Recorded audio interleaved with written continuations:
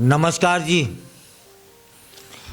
अच्छा, एक बात सच सच बताइएगा कि कितनी बार आपके अंदर जिज्ञासा हुई है चार्ल्स शोबराज को जानने की? कितनी बार उसके व्यक्तित्व ने आपको प्रभावित किया है? कितनी बार आपने उसे पढ़ने और देखने का प्रयास किया है? चार्ल्स शोबराज वही कुख्यात इंसान, उसका एक दावा था कि विश्व में ऐसी कोई जेल नहीं बनी है जो मुझे हमेशा हमेशा के लिए अंदर रख सके। मैं जब तक चाहता हूं तब तक जेल में रहता हूं। जिस दिन मेरा मन करेगा या मेरा मन करता है मैं जेल से बाहर आ जाता हूं। और कई बार ऐसा हुआ है, कई बार ऐसा हुआ है। उसे सीमाएं नहीं रोक पाती, उसे कानून सजा नहीं दे पाता है। कईयों बार दिया है तो उसके पास बचाव के कई रास्ते होते हैं और वो बच निकलता है। आपको याद होगा कि दिल्ली में तिहाड़ जेल में एक समय ऐसा था कि हमारे यहाँ आयरन लेडी के नाम से प्रसिद्ध किरण बेदी उस जेल की जेलर हुआ करती थी और वह उस समय दिल्ली के जेल में बंद था। उस समय के कई किस्से बाहर उड़ के आए, कई चैलेंज सामने आए कि वह किरण बेदी जैसी सशक्त अधिकारी को चुनौती दे देता था कि मैं जिस दिन चाहूँगा उस दिन मैं जेल के बाहर होऊंगा। तो लोग एक तरह से डर से जाते थे और सुरक्षा जो प्रबंध हैं वह पुख्ता करने पड़ते थे।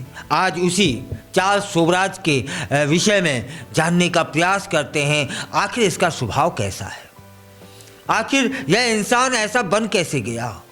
आपको इसकी पूरी जानकारी बताने से पहले बता दूं कि यह खूंखार है, बहुत लोमड़ी जैसा इसका तो चालाकी भरा दिमाग है और इसे जो प्रसिद्धि भी मिली है वह एक नाम और है, इसे बिकनी किलर कहा जाता है। इसने कईयों महिलाओं को ऐसी अवस्था में मौत के घाट उतारा था जो उस समय कम वस्त्रों में थी।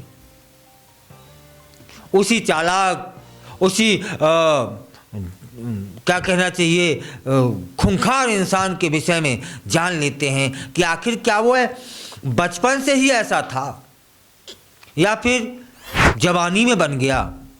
अब तो वह बुढ़ापा है उसका, लेकिन बुढ़ापे में भी उसकी कुटिल मुस्कान उसके चेहरे से नहीं जाती है और फरेब करना उसका स्वभाव है। उसकी मुस्कान के पीछे हमेशा काला दिल बसा रहता है, ऐसा लोग कहते हैं। यह आकर्षक चेहरे वाला है, आप सभी जानते ही होंगे, लेकिन खौफनाक इरादे रखता है, चालाक दिमाग है इसका और यह सबसे बड़ा अपराधी है विश्व का जिसने खूनी खेल खेले।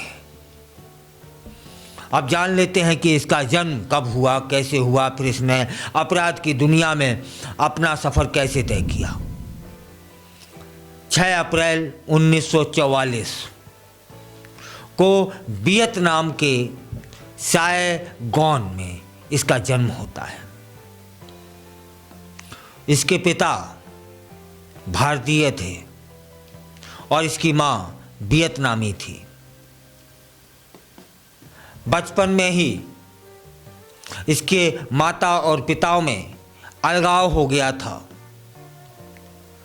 यही एक कारण रहा कि इसका जीवन अस्थिर रहा। जब इसके माता और पिता में अलगाव हो जाता है तब यह अपनी माँ के साथ फ्रांस चला जाता है और फ्रांस में जाकर के पहली बार इसने अपराध की दुनिया में कदम रखा। यह छोटी मोटी चोरी किया करता था, धोखाधड़ी बचपन से ही इसके स्वभाव में थी और बचपन से ही प्यार और स्थिरता की कमी इसे महसूस होने लगी, क्योंकि माता और पिता में भी अलगाव हो गया था। यहीं से इसका जीवन अस्थिर हो चलता है। यही एक वजह थी कि उसके अंदर एक विद्रोह सा जन्म लेने लगता है। धीरे धीरे वह एक ऐसे व्यक्ति में बदल जाता है जो नियमों और कानूनों को लगातार तोड़ता है और उन्हें बदलना चाहता है। पेरिस की गलियों से लेकर के दक्षिण एशिया तक चार्ल्स सोबराज ने कई, एक दो नहीं, अनगिन चोरियां की।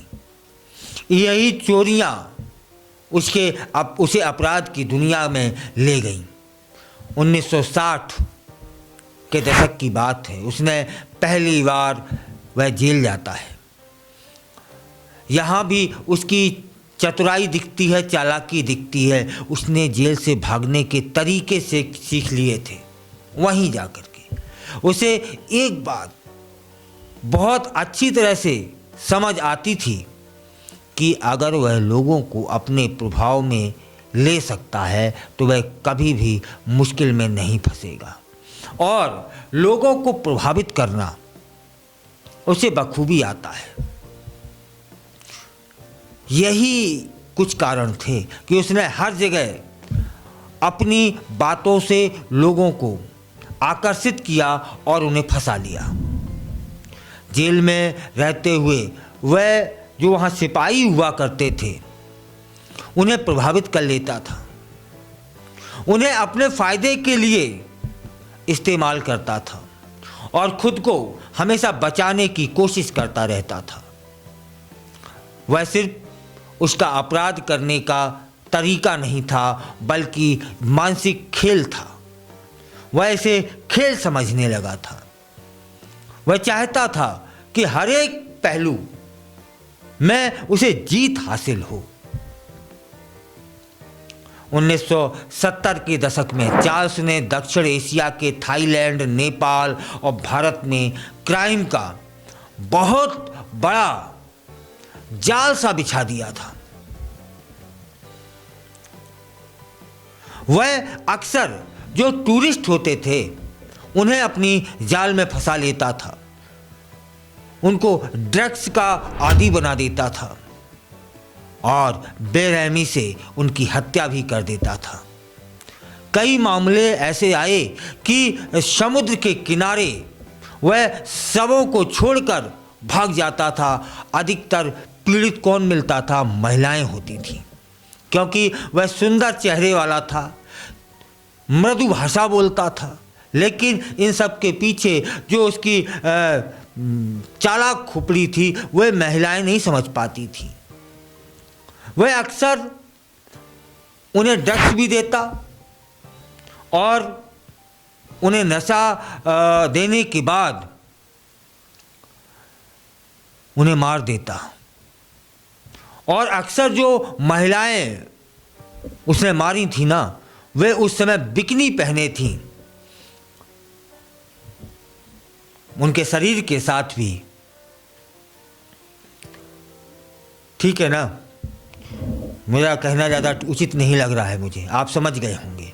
इसके बाद वह उन्हें मार देता। जाने कितनी महिलाएं जो समुद्र के किनारे उनके शव मिले, होटलों तक में मार देता था। और वे अक्सर बिकनी पहने मिले हुआ करती थी। तब बिकनी किलर के नाम से लोगों अपराधी को खोजा जाने लगा, और यही था वह बिकनी किलर जो चार्ल्स सोबराज था। यह वह समय था जब दुनिया में सीरियल किलर्स का नाम तेजी से फैल रहा था।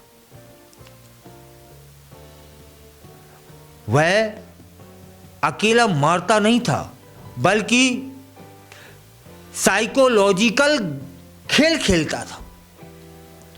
उसका हर अपराध एक पूरी प्लानिंग के तहत योजनाबद्ध हुआ करता था। उसके अंदर किसी भी तरह की दया या पछतावा कभी नहीं देखा गया। चार्ल्स ओबराज का जो अपराध करना के तरीके थे ना, वे बिल्कुल सीधे थे। फर्जी पासपोर्ट, नकली पहचान और लोगों को आसानी से प्रभावित करने की कला। वह अपने अपराधों के बाद अलग अलग देशों में भी भाग जाता था। कई बार उसने अपनी पहचान बनाई, पुलिस को धोखा दिया। वह जेल से भागने की प्लानिंग भी कईयों बार कर चुका था। 1975 में दिल्ली में पकड़े जाने के बाद उसने एक बड़ा जेल ब्रेक प्लान तैयार किया था। आपको याद दिला दूं कि वह सिर्फ भागने की योजना मात्र नहीं थी, बल्कि एक ऐसा कदम था जो उसे पूरी दुनिया में कुख्यात बना देता। वह अपनी शातिर सोच और कानून को अपने हिसाब से मोड़ने की हमेशा उसने कोशिश की। कईयों बार वह सफल भी हुआ। 1976 में उसे दिल्ली में गिरफ्तार किया जाता है और 12 साल की सज़ा हो जाती है। 1986 आती है, जब उसकी सज़ा पूरी होने वाली थी। उसने एक चाल चल दी, जेल के सिपाहियों को धोखा दिया और भागने में सफल हो गया तिहाड़ जेल से। लेकिन जल्द ही उसे गिरफ्तार कर लिया जाता है और यह भी निश्चित हो जाता है कि भारत से बाहर जाते ही उसे दूसरे देशों में उसके अपराधों की सज़ा मिलेगी। वह जानता था कि अगर उसे एक बार नेपाल, थाईलैंड या किसी और देश में डिपोर्ट किया गया तो शायद उसे मौत की सज़ा भी हो सकती है। इसलिए वह हमेशा अपने हर कदम को बहुत सोच समझ कर रखता था। वह कानून भी जानता है, कानून का उपयोग और दुरुपयोग करने में वह माहिर है। तभी ना नेपाल में जेल में रहते हुए उसने शादी कर ली थी, बहुत कम उम्र की लड़की से।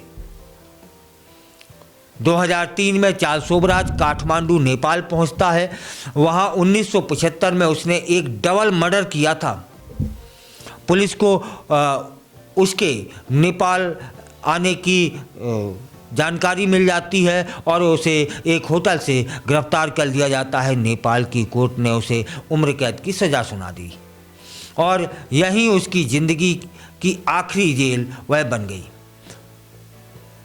लेकिन याद रखिएगा, वहाँ उसका दिमाग और तेज चला, उसने और चालाकियाँ बरतीं। दुनिया भर के अखबारों में उसने जेल में रहते हुए खबरें छपवाईं, उस पर डॉक्यूमेंट्री बनी है और उसने किताबें तक लिखी हैं, उस पर किताबें लिखी गई हैं। और फिर आखिरकार 2022 आती है, उसे नेपाल जेल से भी बाहर कर दिया जाता है और फ्रांस डिपोर्ट कर दिया गया।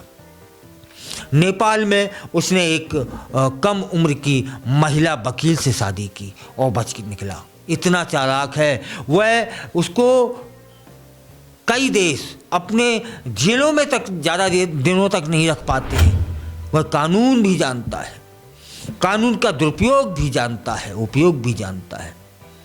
अब आप बताइए कि क्या वह सिर्फ एक क्रूर हत्यारा है या फिर वह अपने ही एक तरह के बनाए, वह मानसिक, कभी कभी तो ऐसा लगता है जैसे मानसिक रोगी हो। वो जो खेल तैयार करता है उसका मास्टरमाइंड भी है। आपको याद दिला दूं कि पूरी जिंदगी उसने अपराध किए, चोरियां की, ड्रग्स बेचे है, महिलाओं का शोषण किया, महिलाओं की हत्याएं की। हत्याएं भी किस समय, जब महिलाएं बहुत कम वस्त्रों में होती हैं, इसीलिए उसका नाम बिकनी किलर रखा गया।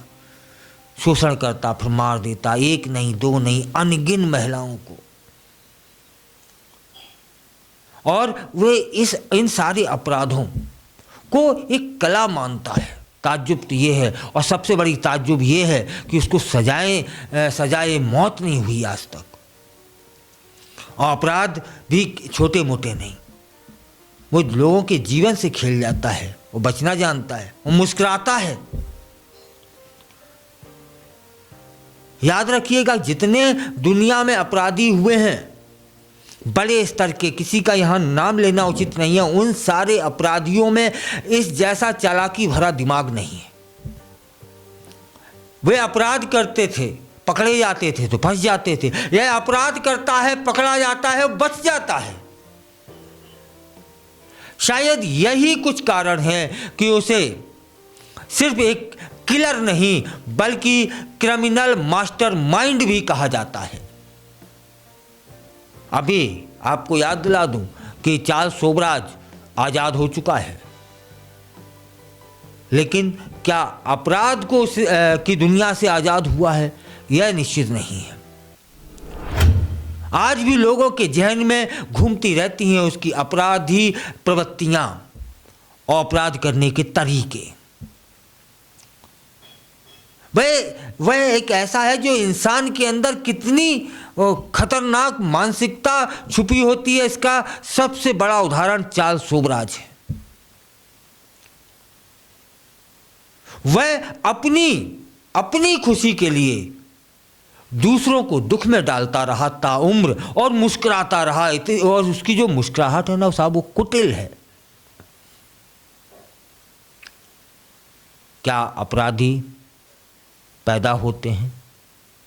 क्या अपराधी बनाए जाते हैं? क्या अपराधी बन जाते हैं? आप जवाब दीजिएगा। इन सब के पीछे कारण प्रमुख होता है। चार्ल्स सोबराज के विषय में आपने खूब जाना होगा, सुना होगा, पढ़ा होगा। यह अपराधी जिस पर फिल्म बनती है, यह अपराधी जिस पर डॉक्यूमेंट बनती है, यह अपराधी जिस पर किताबें लिखी जाती हैं, यह अपराधी जो सुर्खियों में, अखबारों की सुर्खियों में रहता है, वह उसका चेहरा मुस्कुराता हुआ है, लेकिन और हाँ मासूम भी दिखता है। उसका जीवन एक चेतावनी है, लोगों को बताता है कि हर एक मुस्कुराहट के पीछे शुभकामनाएं नहीं होती। चार्ल्स सोबराज एक बेहतरीन खतरनाक अपराधी, और विश्व का कोई भी देश उसे आज तक सजाए मौत नहीं दे पाया है। उसका एक कहावत है, स्वयं बोलता है, मैं जब तक जहाँ हूँ मैं चाहूँगा तब तक रहूँगा। मैं जिस दिन चाह लूँगा कि मुझे इस जेल से बाहर जाना है, मुझे कोई भी जेल रोक नहीं सकती।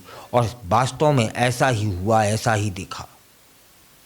फिलहाल वह आज़ाद है और प्रार्थना करें कि अब वह अपराध की दुनिया से बाहर हो जाए, क्योंकि वह वृद्ध हो चुका है।